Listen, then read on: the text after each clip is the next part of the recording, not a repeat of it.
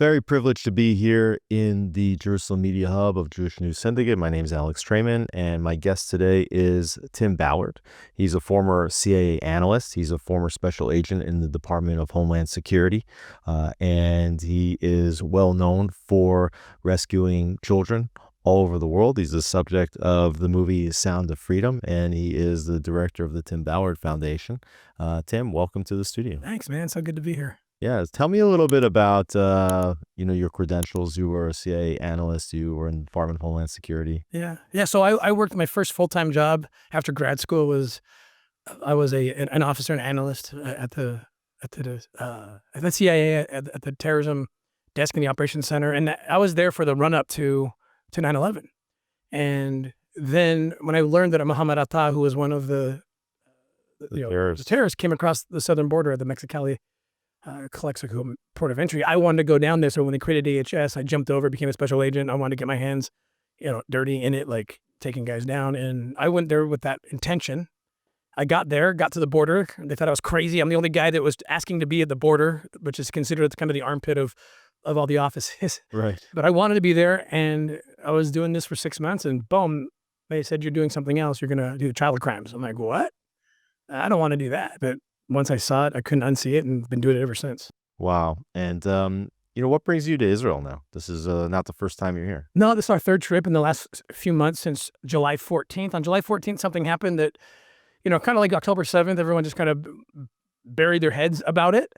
But what happened in Syria was, and this has happened before, and I've addressed this, I've been in Iraq in 2015 through 19, when ISIS did the same thing to the Christians and Yazidi people in northern Iraq. So here they are again doing what they did on October 7th in Israel, just up the road.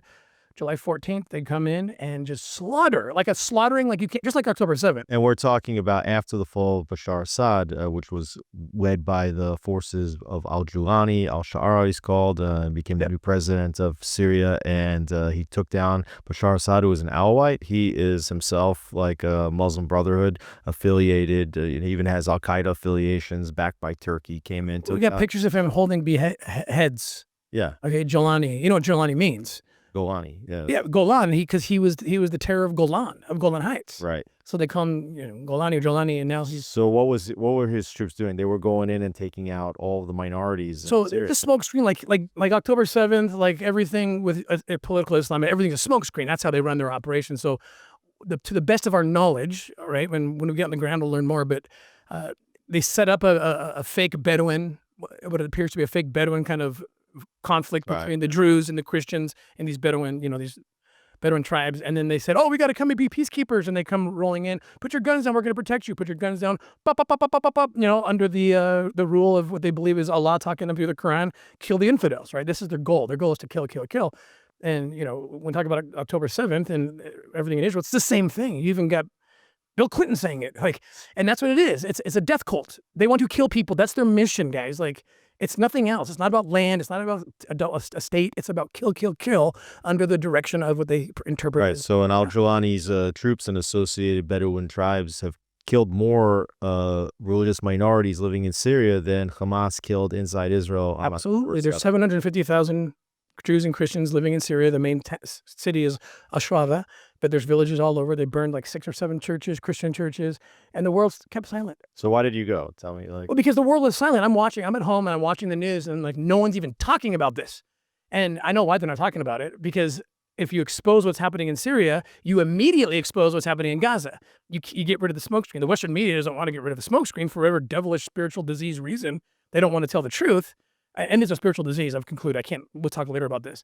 And so they don't want to talk about it, but the Jews and Christian people have this spirit about them. So they reveal it. They unmask it on their own. They're sending videos out saying, "Look what they're doing. When I learned about October 7th, look what they're doing here." Okay. So you're just an individual in your own private capacity. Like, what are you doing in Syria? What's your mission? A Sunday night, I'm watching the news, and I just tell my wife I'm going to Israel. Because, I jokingly, but not jokingly, tell people, I end up in these briefings and telling people my opinions and things. And they're like, what agency do you work for? And I tell them, I just work for the Messiah. I call him Jesus. I don't care what anyone calls him. Maybe we'll see. I say I work for God, and it's great because there's no deep state, no red tape, and then I can get stuff done. So I just flew in August or late July. We flew to to Israel. We went up to the border. We started meeting the Druze people to learn who they are. This is a nation I've never heard of. Right. So there's Druze that live. There's Druze in Israel. And that was the first eye-opener. Like, wait a minute. If this is about land grabs and Israel's just this predatory land grabber, why do the Druze people love them? They love each other. The Druze people are a part of the IDF. It's like, this makes no sense. So that they care so much about this little piece of crap strip next to Egypt, but this beautiful, lush land in northern Israel, they let them have it and give them more and protect them. It makes no sense, right? So I start waking up like, oh, this is interesting. So then I get to the border. I start doing videos. I'm like, let me in. From the border. On my social media, I have a significant following, and I'm just like, let me in, let me in. There's a gate up here. It's a military gate up in Hamas. And I'm just like, let me in. And then what happens is, again, God just starts working, and I get a call, and I say, hey, will you go to Jerusalem? Some people want to meet you. This is the week of August 11th through 17th. So I go down to Jerusalem, I go to the King David Hotel, I walk downstairs, I open the door, they open the door, and there's all these members of Congress, my favorite members of Congress, and Ambassador Huckabee. And they're talking about this issue. And they're like, hey, what's going on? Like, you were just up there? Like, so I start participating, and these guys are all like, they transcend politics. They're just about truth and righteousness and helping the oppressed. And so I start giving them my thoughts and opinions. I said, what do you want? I said, I want that military gate open. I want to go into Syria. I want to go in and see it and show the world what's going on. And a representative from the administration, from the Israeli administration, said, look, Tim, we've never opened that gate for a civilian since we became a nation in 1948. Certainly not a foreign civilian. 12 hours later, I got the call. They're opening the gate for you. So we put our gear on. We had everything ready, and we made entry into Syria. You just went by yourself, or you were escorted by? Oh, the IDF is all over this. They're awesome. So we forward deployed into Syria. And lo and behold, here we're thinking we're the tip of the spear in the rescue of these people. No, IDF has been out there from day one. They're rescuing Christians and Druze, and the media doesn't want to talk about it.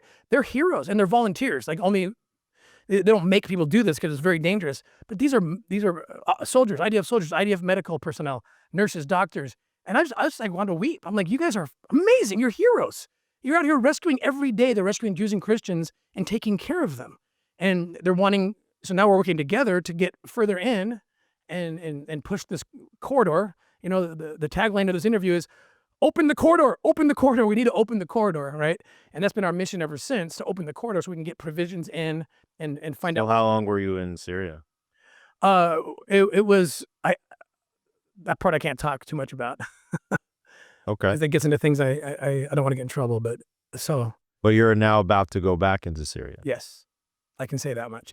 So we went back to Congress, back to the U.S. Congress was on recess during this time, so we went back and we got a briefing together of the best congressmen. Okay, the guys who think and pray and believe in God. Okay, and aren't tricked by the smokescreen. So I'm there with some administration officials from Israel, and we brief them. We show them the blood and guts, and we have to, and they're just blown away. Like, what is going on? And I'm like, look, please, like, you got to get this corridor open. You have the Caesar Act, which is the consideration to lift to lift the tariffs on Syria. Like, don't do it unless you leverage this. Get the corridor. What's this corridor? Describe in detail. So basically, there's a highway. It's a 10-minute, helicopter ride from either Jordan or Israel to Shueda. It's pretty close. We need a secure corridor where we have military protection and we can start bringing in the provisions. They're all here. We have provisions. The U.S. has so much in Amman for Gaza, even though we know Hamas does it. They steal it and sell it on the black market. But you got all Israel, U.S., UN. We have all this stuff. Like, divert some of it, and instead of giving it to Hamas to go sell in the black market, send it to the Christian and Druze. But what we don't have is Al-Shada's permission yet, and he's just playing behind the smokescreen of, I'm a hero, and then behind the scenes doing other things. Well, I think the United States has a lot of leverage with them now. A lot of leverage. So what happened, pursuant to our briefing, what happened last week, and again, this goes unnoticed by the media, an amazing deal was made. The U.S. was kind of watching. They were participating in the deal. It's like an MOU, so it doesn't have a lot of teeth, but it was made between Jordan. They didn't want Israel at the table, obviously, but they got Jordan and Syria made an agreement last week, basically saying, we will let you bring in provisions from Jordan, humanitarians, we can come in, we can bring everything. And then they make these promises that are fake promises, but we'll hold them to it. They said, we'll do a tribunal of what happened, truth and reconciliation committees and all this stuff. And I thought, yeah, who's going to oversee those? Sharia law, like the same guys who did it are going to now judge it. Yeah, no. So, but on paper, we're there. on paper, we can go in, we can look at everything, we can dissect, investigate. We want to rebuild the churches, the Druze and Christian churches. We got to get provisions. Babies are dying every day. They don't have medicine. They don't have hospitals. They're dying every single day. So I'm grateful to President Trump, to the administration on both sides who kind of got this deal made quietly, but no one's actually tried it yet. We're the first to try it. We're going to test it and see if we get a bolt in the head or a corridor. We'll find out. Let's talk a little bit about the ambassadors. You mentioned Mike Huckabee. He's close with President Trump. He's United States ambassador. Amazing. And then you have... he should run for president again. Yeah, he did run for president. He did. He's in. And then you have Tom Barak, who's also close with the president, who is officially the ambassador to Turkey, but also acting as the ambassador to Syria. Are these two on the same page? They're working together? I don't know the ambassador from Turkey. I'm hopeful. I mean, I know that he put his guys on the ground to make a deal, and the deal was signed, and the U.S. was there. So he seems to be moving in the right direction, but he's got to thread needles all over the place. I mean, his comments on Israel are not kind, I would say, but I understand that he's in Turkey, he's in Syria, right. You got to get these guys. Look, yeah, he's saying things that Trump's saying. These guys, I don't know how Trump does this. In the Middle East, it's so easy to lay a smokescreen because you got to thread needles everywhere. You got Qatar, who's an ally, giving us Air Force One. At the same time, you got Qatar giving top cover and money. They give like $10 million a month to Hamas. So President Trump's got a hard job. He's got to thread needles everywhere and make deals. Nothing's black and white, as you know, in the Middle East. It's threading needles constantly, and so we got to give them some leeway. Maybe Al-Shaddai is a thug, but maybe he's our thug, and maybe something's worse than him. Right. So you play the hand you've been dealt, and I think President Trump's doing an excellent. But as you said, he's been coming in and been slaughtering minorities, Druze, Christians. Well, he says he's not. He says it's the Bedouins and his others, but there's evidence to suggest otherwise. So this is we got to break through the smoke screen. This is why when I'm going in, when we go in, we're going to be loud and we're going to bring cameras. You got to document everything to break through the smoke screen. You've also been trying to get into Gaza. Yeah. What do you hope to see there? Look, people need to understand. Like I'm posting a lot about Christians and Jews and Druze and minorities all over are getting hammered in Nigeria, in Sudan, in Eastern Europe, in Syria, right? But we got to understand, like, of all the demographics that are getting beat up by political Islam, the biggest targets, the biggest demographic of victims is actually peaceful Muslims. Right. And we got to be honest about this. The Gazan children, their first and foremost enemy, 100% is Hamas. Can you imagine living under Hamas rule? They're stealing their food and selling on the black market to buy more terrorists. They have this tunnel system, as you know, that's bigger than the New York subway system. Those kids don't get to hide there. No. They put the kids on top. They have this tunnel system underneath. And so everybody above in Gaza is automatically human shields. That's the point. Right. We've seen a lot of reports from soldiers that have been inside buildings demonstrating how the tunnel system is coming up into the residential building, and it's coming up under the beds of the children's rooms. That's the point. And in schools. And that's the point. And the media and the left they're such idiots. I swear they have a smokescreen of a spiritual disease, and they buy it. It's like it's a smokescreen. So it's like, oh, look at the destruction in Gaza. Like, it's very unfortunate. But even Bill Clinton, who has to play to a woke crowd, I got to give it to him. He's got integrity because he was there in the 90s in the Oslo Accords. He watched Arafat lie to him. And, people need to understand this. In 96, I believe it was, and he made a deal. Was it Sharon? This is before or Barack? This is Yitzhak Rabin. Rabin, okay, I don't, yeah. So, and these guys are more kind of leftist altogether, and they were optimistic, and they said, let's make, and they had the amazing two-state deal. They gave them all of Gaza, 96% of the West Bank, 4% of any other piece of Israel, anywhere. So we're really actually talking about Camp David in 99 with Ehud Barak. Yeah. Okay, so there, you guys got everything you want, and Israel's like conceding, take it. And then Arafat in the end's like, nope. And then Bill Clinton's, he's still pissed. He can only talk about it. He's like, these guys want to kill. If you give them land, they just want that land to launch their next attack. It makes me sick to my stomach. I know it was done in good faith, but they gave Bethlehem.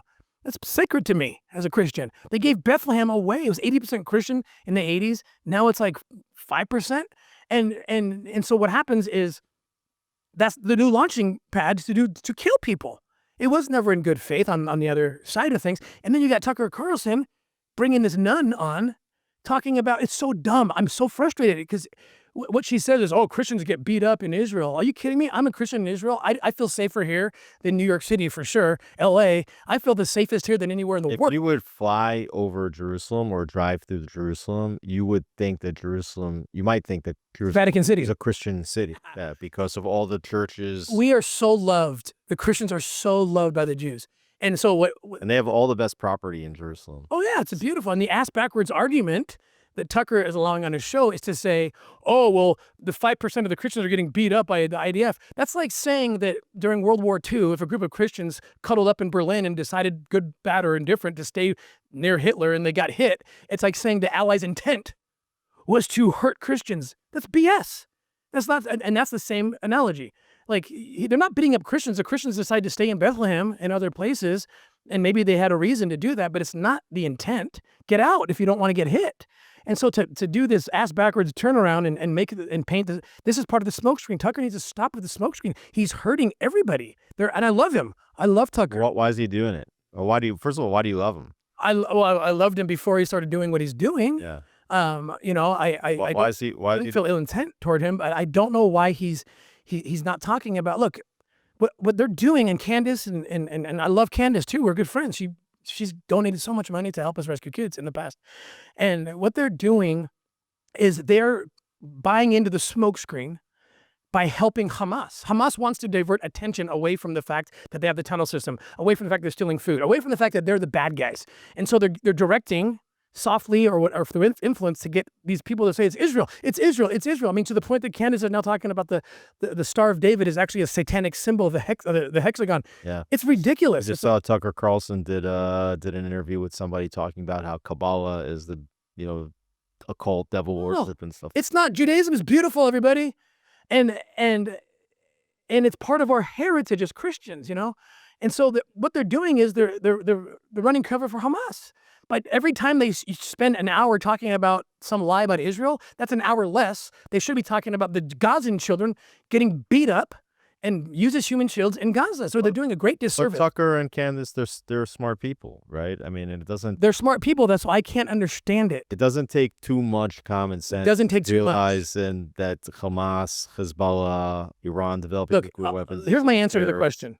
I don't know if Tucker Carlson is in fact taking money from Qatar, he needs to say it. Because I can tell you right now, I will promise everybody for the rest of my life, and I'm supporting Israel, for the rest of my life, I'll look at the camera, I will never take money from Israel, ever, because I don't want to lose my credibility. And they never offered, by the way, but I'm posting enough, like a million plus followers watching me, I would never take money from anyone, because I lose my credibility. But let me explain what I think is happening. It's a spiritual disease. Tucker just said recently, I think last night or 2 days ago, he's like, the Christians are the chosen people. Why are we making the Jews the chosen people? Well, let me explain why. As a Christian, I will tell you that the Jews are the chosen people. Isaiah says they're the witness people. They're the witness people. Okay, they're the people of the Bible. And what we're supposed to do under God's plan is to follow their story. There's a covenant on the land. And this dispensational bullcrap that Jesus came and the covenant disappeared on the land. Are you going to defy God? God says in Genesis 13, Genesis 17, it's a forever covenant. It's an everlasting covenant. The Jewish people are the house of Israel in broader terms. That land is theirs forever. You can't erase God's words, and Jesus didn't erase his words. Whether he's the Messiah or not, he didn't erase those words. So why is that important to me? Because that's the blueprints. When the people were good, like Joshua, like David, and then Solomon was good for a while, then he went bad, and what happened? The Babylonians come in. This is important. This is how you live a covenant on the land. George Washington understood this. George Washington, when we built our nation, he emulated the from the Bible to build one nation under God. He was open about it. In 1973, Dr. Lutz, a political scientist, did a study on which of all the philosophers influenced most the founding fathers. Was it Hobbes, Locke? Was it Plutarch? Was it Cicero? It was the Bible. It was the Jewish Bible. It was the Old Testament, because he said there's a covenant on the land. You understand? So what we're doing, we got to keep following it. Keep following it. The modern day scripture, it's happening. Look at the miracles. The war for independence in 48, the war in 67, Yom Kippur 73. Those were miracles. People need to study. I know you have. I'm preaching to the choir. Those were miracles like unto Old Testament miracles of Joshua. Miracles. You can't deny it. I mean, we just saw a 12-day operation where Israel attacked Iran incessantly to take out their nuclear program, and we ran thousands of sorties. We didn't lose a single plane or a single pilot. Because the covenant on this land, the Abrahamic covenant attached to the Jewish people, is in effect. And if you stop being good, like Solomon stopped being good, the Babylonians might come in. So we need to support you, and we need to emulate the story. This is the witness people. If you feel better about saying not chosen people, but witness people, then do it. They're witness people. What I want to say is, it's okay to criticize Israel. I criticize Solomon. I'm supposed to. If Bibi does something, criticize him, but watch them. I wouldn't stop looking at Israel history and supporting them to do the right thing and activate the covenant any more than I would just burn the Old Testament because Solomon did something wrong. So if it is spiritual, which it is, if the devil wants to put a smokescreen, he does want to put a smokescreen. He doesn't want Christians and the world to watch Israel because that's the witness people that we're going to learn things from, like George Washington did. He is going to blind people spiritually. And that's what I think. And I mean no disrespect to Tucker or Candace, but I think that's what's happening. It's a spiritual smokescreen to keep people from looking at what I would call an extension of the Old Testament story of the house of Israel. Let's look at it from the non-religious side. Okay. United States, Israel are allies. Yeah. Right? Yeah. Obviously people know that the United States helps Israel with its defense, but also Israel gives a tremendous amount of benefits, guys. To the United States. Wake up, the tech community. The weapons and the intelligence alone. The intelligence alone is insane. The worldwide, especially Middle Eastern intelligence that we get is insane. What they're doing, they do things that maybe we don't want to do, but they're doing it. I don't know. I don't have all the details, but I know we're getting insane intelligence. And the other thing is the weapon system. Like David Sling and all these anti-missile defense technologies. Understand, and this, I don't want to sound cold because I see this as spiritual, but let's get cold and let's get secular for a minute.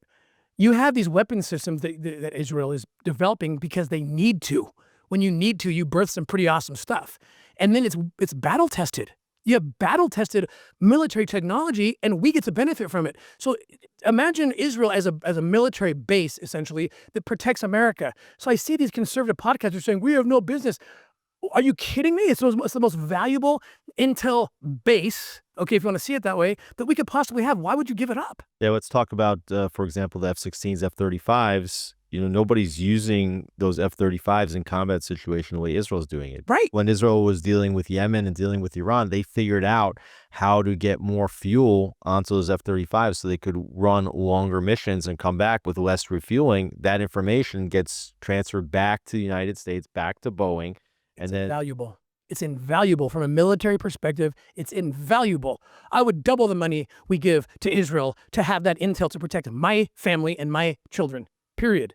I don't know why people can't see this. Well, do you think that now the war may be coming to a conclusion? I hope so. Hamas are notorious liars and cheaters, but I think Trump, he's a great deal maker. He seemed to position all the key players in the Middle East around this, and so I think with enough pressure, I think they know that it's over. It's game over. Do you think that when we get to that game over and people, the combat is finished, that Americans can come back around and see, who is on the side of good in this battle? It's already happening. Look at my post right now. It's like, wake up, guys. I called out these podcasters, and they're my friends. Some of them are my friends. I'm just like, guys, now that the dust is settled, look what side you are on. You are on the side against God and children. And I don't say that lightly. I don't say that casually. You were wrong. And you, as it turned out, and I say to them, history and heaven, we're watching and recording everything you did. You were a parrot and a pawn in the hands of the most brutal terrorist organization on the planet. And at the end of the day, all your lies and your spews and your false accusations at Israel, all it was an affront to God's children. And I always say this, I don't have an ideology because children don't have an ideology. I'm not this or that. I just look at children. What they want, I want. And if you do that, it's black and white. Hamas are the bad guys.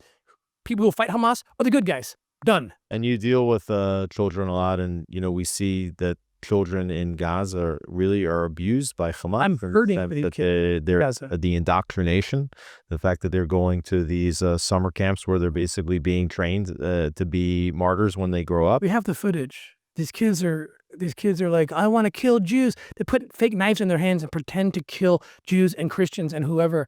And they're like, it's horrifying. It's the most severe form of child abuse. And then they'll turn around and use them as human shields and have them killed.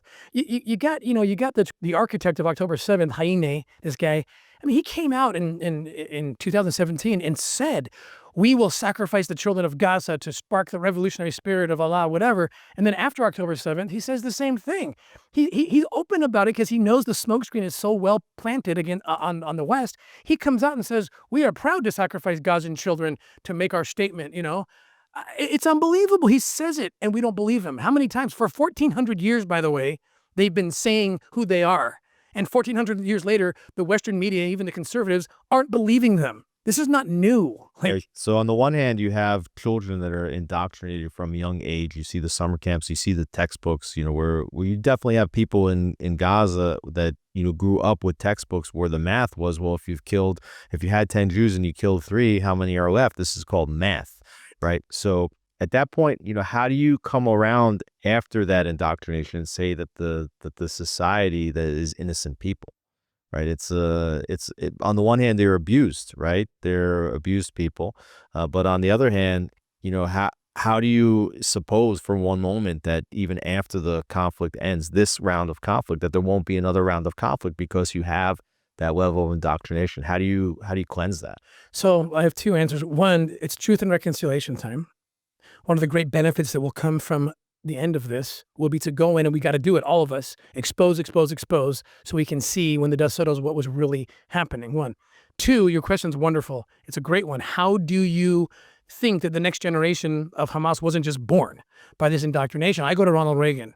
I see how he dealt, and the parallels aren't perfect, but we grew up in the 80s, right? We know the Soviet Union was the threat. It was scary as heck. 20 million people dead under Stalinist ideology.